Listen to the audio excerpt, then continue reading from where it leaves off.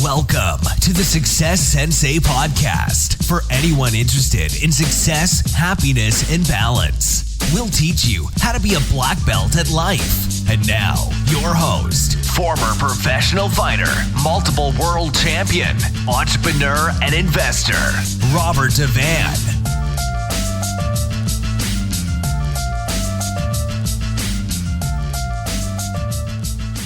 Bowing in. This is Roundhouse Rob, the Success Sensei, helping you to win at life one kick and punch at a time. Episode 69. Fight your exercise procrastination. So I'm recording this podcast guerrilla style today. I know the podcast should be my main focus in life, but somehow every week I seem to be trying to squeeze the podcast into my life as opposed to shaping my life around the podcast.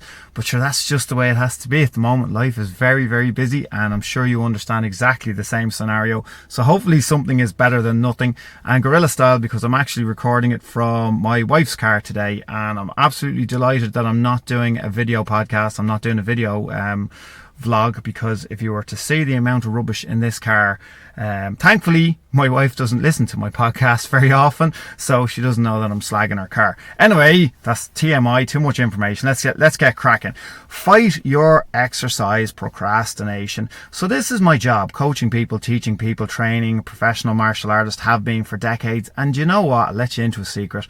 I can still find it hard to train. I can still find it difficult to get the time. I can still come up with all the excuses going, because life gets in the way, and because it's my business, it's very easy to get caught up in paperwork and social media marketing, and what I'm doing right now, podcasting, and all the other various sides of entrepreneurial small business that you can get caught up with. That's not actually involving training. I thought it was going to be great. I'll do this job and I'll be able to train all day, every day. And it's actually hard. You have to make sure you schedule your training. So therefore, I'm in this environment. I can imagine people that are listening to this can have really good excuses not to exercise, or really can fall off the bandwagon. If I'm finding it difficult, and I live in this environment and I work in this environment, I'm sure that people that aren't working in the health and fitness industry can find it really, really difficult to train sometimes.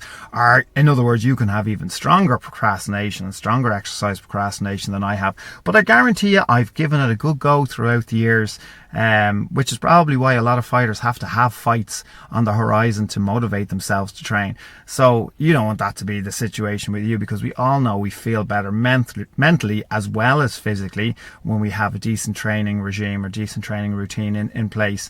I am going to list a rake of excuses that I hear on a regular basis, ones that I've given myself and ones that I hear all the time from people as to why they can't exercise. So this is going to be a minute or so of serious negativity, because there's a load of them. You might identify with a couple of these, and if you're putting these barriers into place, well, we'll talk about that in a second. Right, are you ready for this? All the excuses and reasons that you aren't exercising. So these are all your procrastination excuses.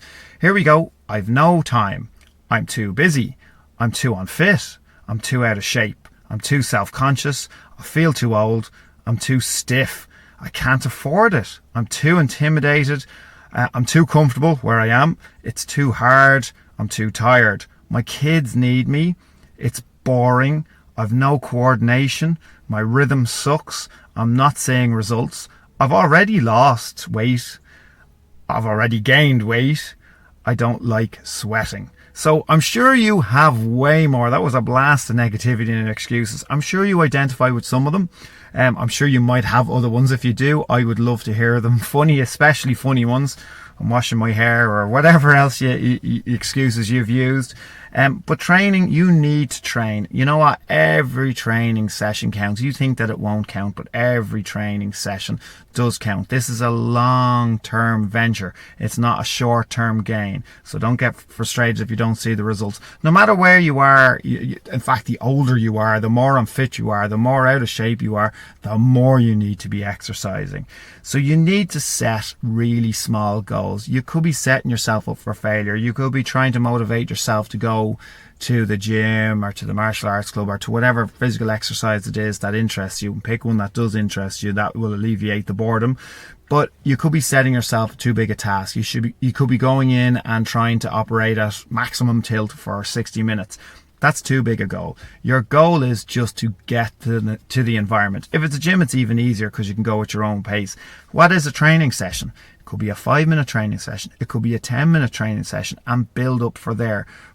Have the confidence that once you start, the endorphins are released and it's easier to keep going. It's the getting there. It's the making the decision to go and to exercise. That's the hardest part, to actually just pick yourself up, arrive in that environment. When you get to that environment, if you don't want to do a hard, long training session, don't. Do 5 minutes, but I guarantee your 5 minutes will turn into 6 minutes or 7 minutes or even longer. So set smaller goals. Don't be setting yourself up for failure.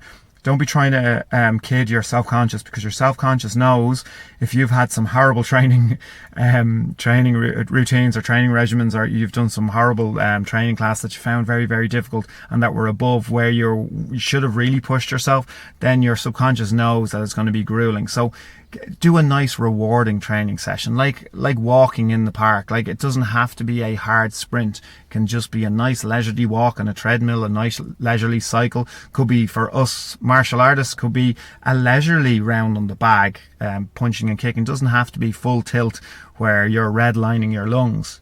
Especially every time. If you're doing that every time, you're not allowing your body to recover, and you're not going to fool your mind when you tell yourself, look, I'll just go and do a handy one today. And each one counts. The handy ones count. So easy sessions count as well. You owe it to yourself and everyone around you to be as physically and mentally fit and healthy as you can be, because it improves everything. It improves your longevity. It improves your mood. You know, it means that you're future-proofing your body from illness and disease. I mean, you definitely owe it to yourself. It is a priority.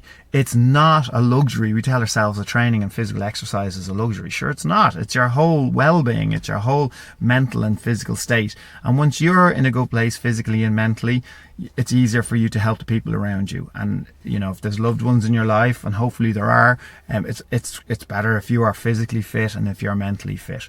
So hopefully that helps you. Hopefully it's given you a little bit of motivation, even if it's just helped you to remove some of your excuses.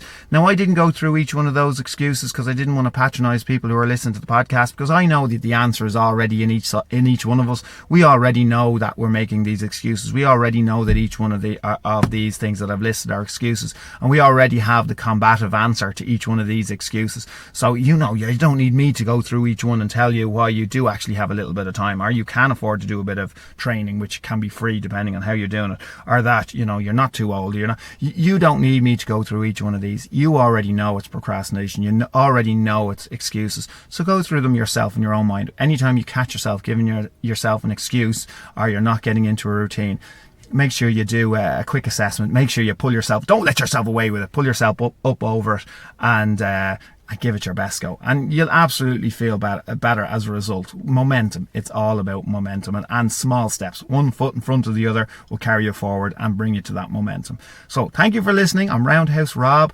Life is a fight you can enjoy and win. Bowing out. This has been the Success Sensei, fighting the winning fight. So add us, subscribe, like, and comment. Keep those hands up and keep moving forward.